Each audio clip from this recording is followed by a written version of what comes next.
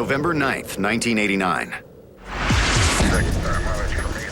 Police in Munster, Indiana respond to an early morning 911 call at the home of wealthy entrepreneur Donald Levine and his wife Marcia. Inside, they confront a shocking mystery. Both have been shot. Marcia Levine was shot in the left chest area and had received another wound, a close wound, to the side of her head. Donald Levine had been shot once in the left chest and once to the side of his head. Marcia is dead. Donald is still alive, but dies at the hospital. The Levine's 24-year-old son, Mark, home for a visit, is also sent to the hospital.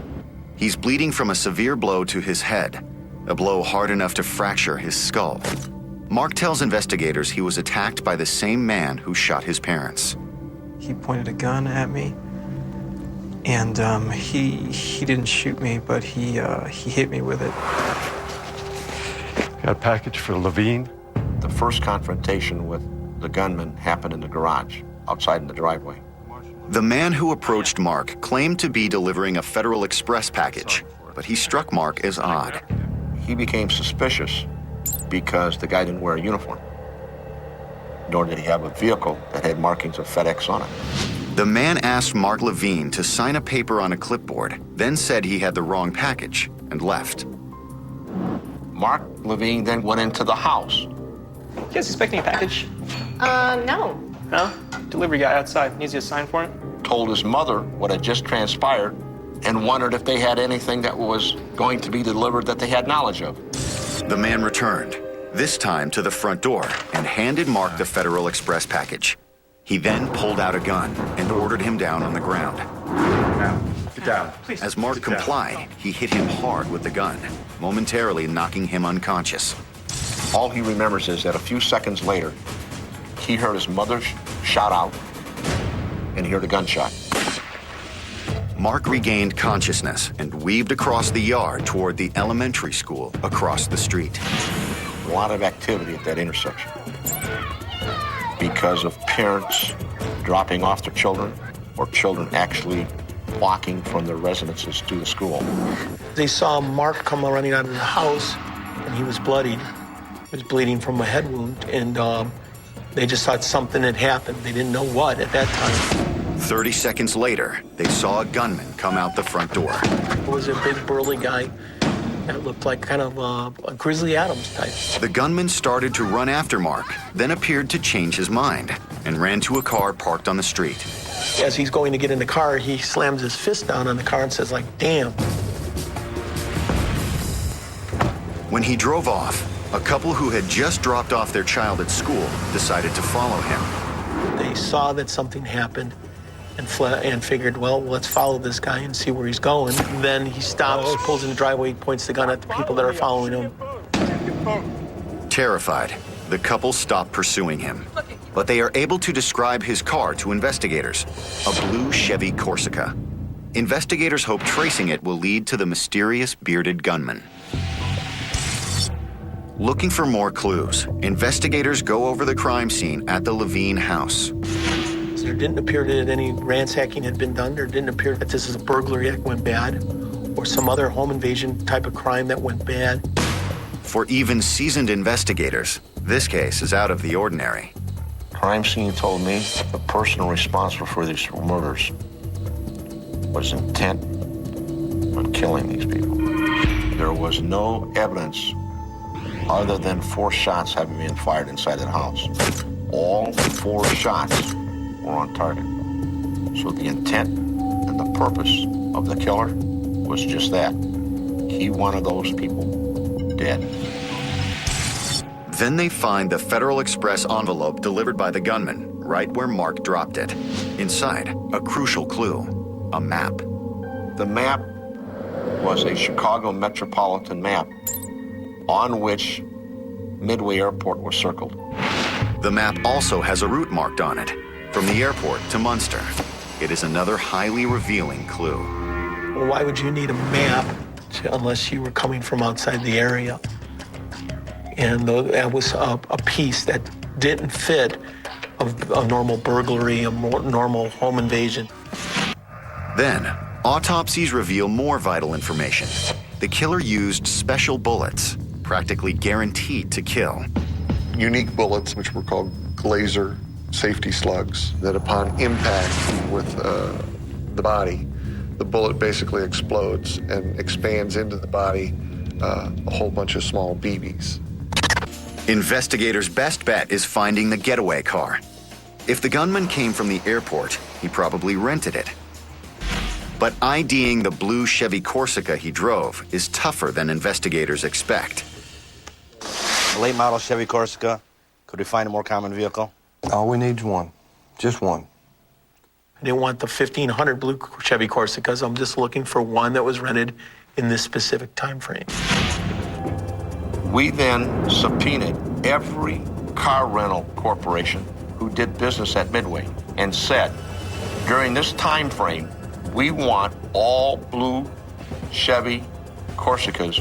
Tell us who rented them.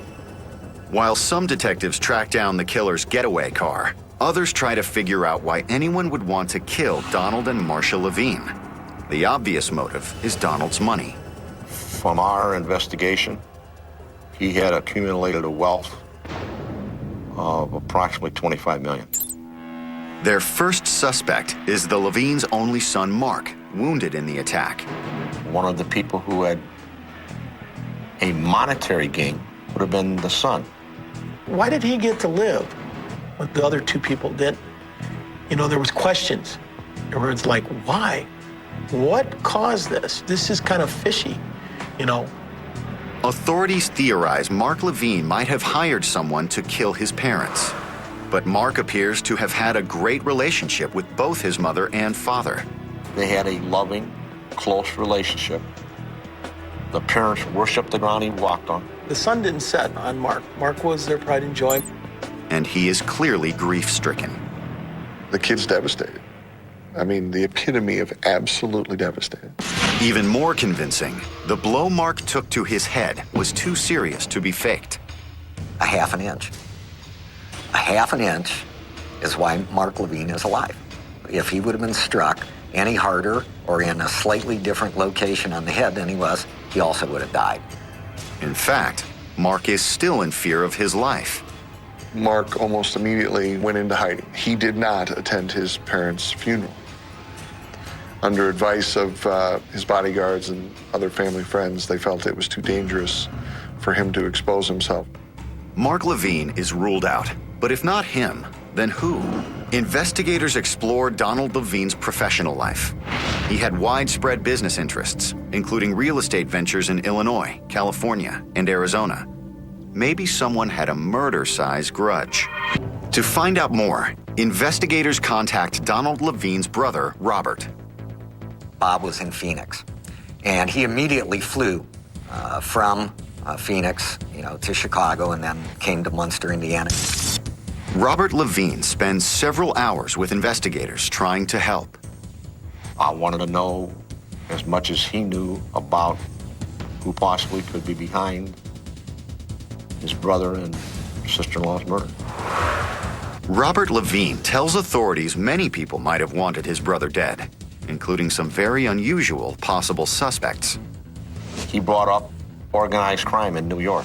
He brought up bad blood between others who had done business with Donald Levine in the past and was jealous of his success.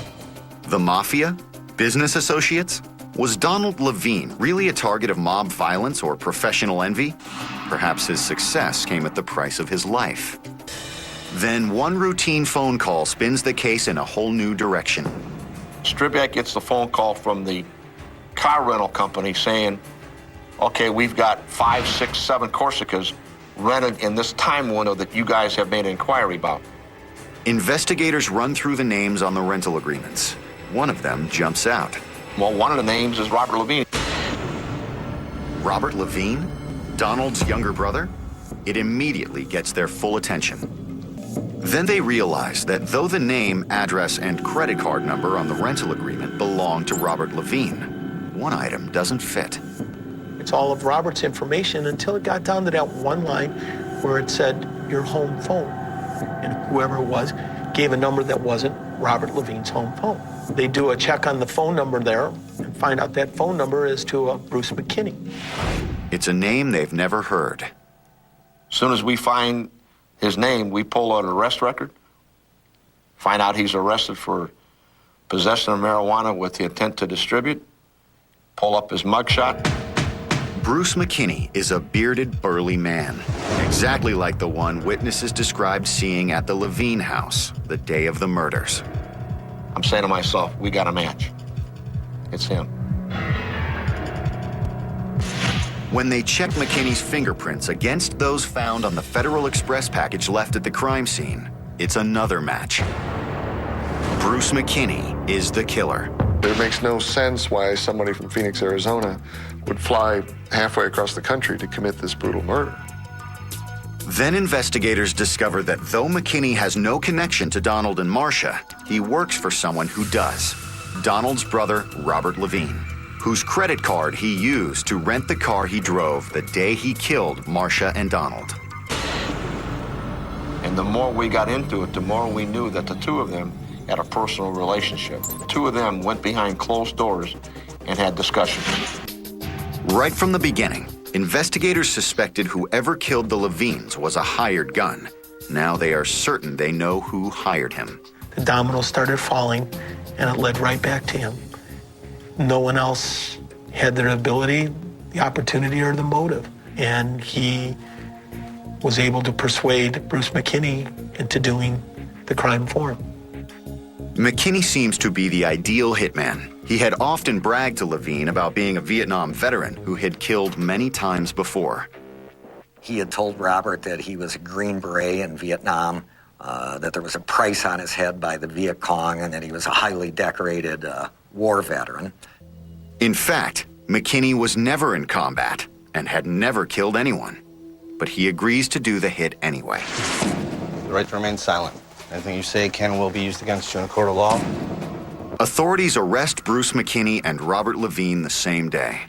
Now that investigators have Bruce McKinney's confession, they build a solid case against Robert Levine. It's just a matter of time before he is brought to justice.